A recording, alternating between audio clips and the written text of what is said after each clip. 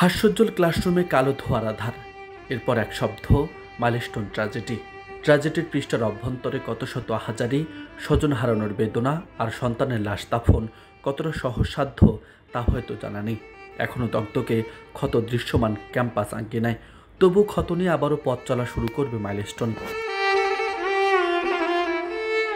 উত্তরায় বিমান বিধ্বস্তের ঘটনায় ক্ষতিগ্রস্ত মাইলস্টোন স্কুল অ্যান্ড কলেজ আগামী ২৭ জুলাই থেকে সীমিত পরিসরে ক্লাস চালু করবে। এদিন কেবল নবম থেকে দ্বাদশ শ্রেণীর ক্লাস শুরু হবে। পরবর্তীতে ধাপে ধাপে চালু করা হবে অন্যান্য শ্রেণীর কার্যক্রম। তথ্যটি নিশ্চিত করেছেন মাইলস্টোন স্কুল অ্যান্ড কলেজের জনসংযোগ কর্মকর্তা শাহ বুলবুল। তিনি জানান, প্রতিষ্ঠানটি বড় ধাক্কা খেয়েছে। শিক্ষার্থীদের মানসিক স্বস্তি এবং একাডেমিক ক্ষতি কাটিয়ে ওঠার জন্য আমরা ধীরে ধীরে শিক্ষা কার্যক্রম চালু করার সিদ্ধান্ত নিয়েছি। এর আগে গত সোমবার দুপুর 1:15 নাগাদ বাংলাদেশ বিমান বাহিনীর একটি প্রশিক্ষণ বিমান রাজধানীর উত্তরার দিয়াবাড়ি এলাকায় মাইলস্টোন স্কুল অ্যান্ড কলেজের একটি ভবনে আছড়ে পড়ে। এতে সঙ্গে সঙ্গে আগুন ধরে যায় ভবনটিতে।